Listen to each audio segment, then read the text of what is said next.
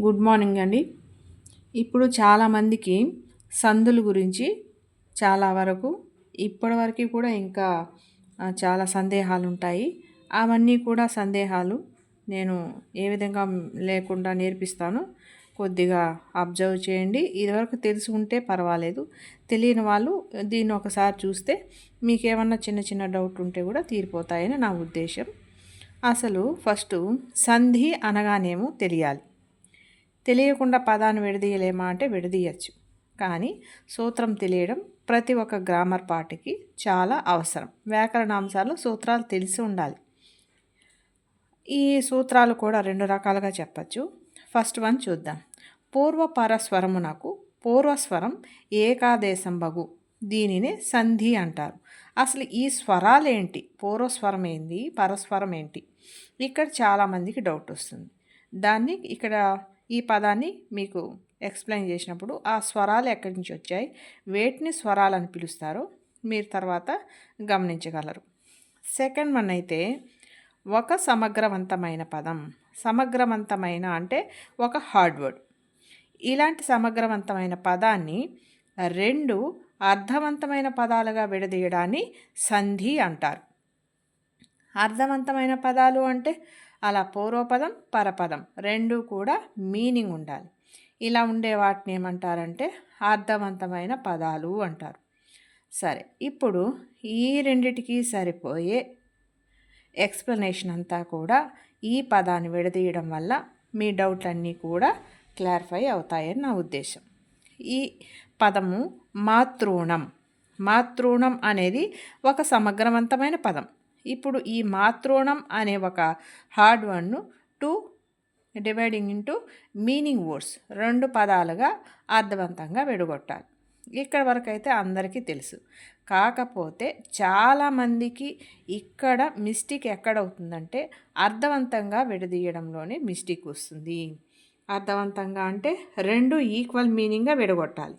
ఆ విడగొట్టేటప్పుడు ఒక చిన్న టెక్నిక్ని మనమైతే యూస్ చేయాల్సి ఉంటుంది.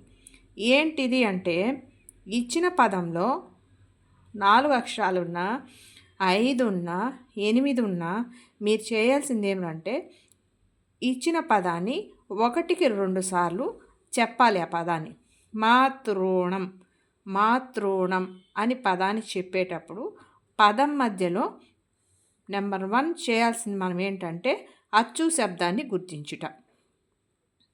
అచ్చు శబ్దాన్ని గుర్తించాలి. అచ్చు శబ్దం ఎలా వస్తుంది, పలికినప్పుడు వస్తుంది చూడండి. మాతృ ఏం వినిపిస్తుంది ఇక్కడ మనకు ఒక అచ్చు శబ్దం ఈ గ్యాప్లో వినిపిస్తుంది. ఏంటి ఆ శబ్దం అనేది రు వినిపించిందా? అదేంటి అచ్చే కదా.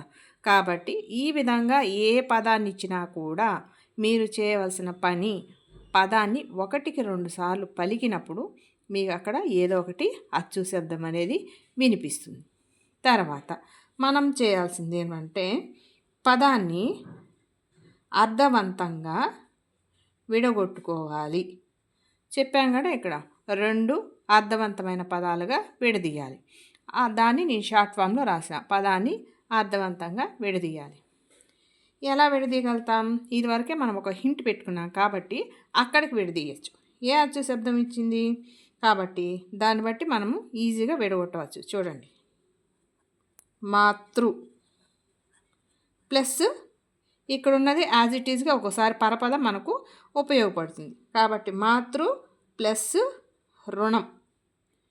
చూసారా? ఇప్పుడు మీకు ఏమాత్రము మిస్టేక్ లేకుండా పదాన్ని అర్థవంతంగా విడగొట్టుకోవడానికి ఒక హింట్ అయితే మనకు ఉపయోగపడుతుంది.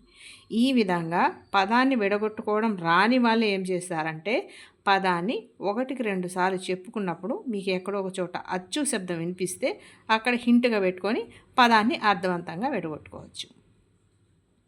తర్వాత 3వ పాయింట్ ఏంటి? స్వరాలను గుర్తించుట. స్వరాలు గుర్తించాలి. స్వరాలని గుర్తించుట షార్ట్ ఫామ్లో రాస్తున్నా. ఇదివరకే మనం మీనింగ్లో చెప్పుకున్నాం స్వరము అనేది, అది ఇక్కడ మనకు వస్తుంది. స్వరము అనగా పూర్వపదం. ఈ ముందు ఉన్న పదాన్ని పూర్వపదం అంటారు, రెండవ దాన్ని పరపదం అని పిలుస్తారు. ఓకేనా? ఇలా పూర్వపదంలో చివరి అక్షరాన్ని ఈ పూర్వపదం కదా, పూర్వపదంలో చివరి అక్షరాన్ని పూర్వస్వరం అంటారు.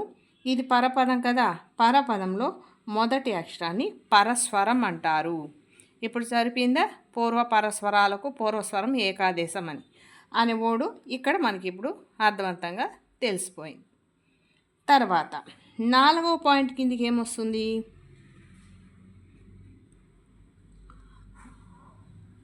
స్వరం యొక్క శబ్దాలను గుర్తించుట. స్వరం యొక్క శబ్దము, ఈ శబ్దంతోనే మనకు సంధి పేరు అనేది కనుక్కోవడం జరుగుతుంది. కాబట్టి ఇక్కడ ఇది చాలా ఇంపార్టెంట్గా చెప్పుకోవాలి. ఎలా ఉంటుంది చూద్దాం. శబ్దం మాతృ అన్నప్పుడు మీకు ఏమనిపిస్తుంది? మాతృ రు వినిపిస్తుంది. కాబట్టి పదాన్ని పలికినప్పుడు ఏదైతే చివరి స్వరం వినిపిస్తుందో ఆ స్వరాన్ని రు ప్లస్ పరపదంలో మీకు స్వరంతో సంబంధం లేదు, యాజ్ ఇట్ ఈజ్గా కూడా మీరు రాసేయచ్చు. కాబట్టి రు ప్లస్ రు ఈక్వల్ టు రు అవుతుంది. మాతృణం, ఇక్కడ దీర్ఘము, ఇక్కడ పదంలో మీకు సుడి దీర్ఘం. ఇలా పరస్వరంలో వచ్చిన స్వరాన్ని, పదంలో ఉన్న స్వరాన్ని ఏకాదేశం అయ్యింది అంటారు. దానినే ఏకాదేశం అవడాన్ని సంధి అంటారన్నాం కదా. ఏకం అవడం అంటే సింగిల్ స్వరము, ఇక్కడున్న దీర్ఘాక్షరము పదంలో కనపడాలి. అలా కనిపించేదాన్ని ఏకాదేశం అవడం అంటారు. ఇలా ఏకాదేశం అవడాన్ని ఏమంటారంటే సవర్ణ దీర్ఘ సంధి అంటారు. ఏమంటారు? సవర్ణ దీర్ఘ సంధి అంటారు.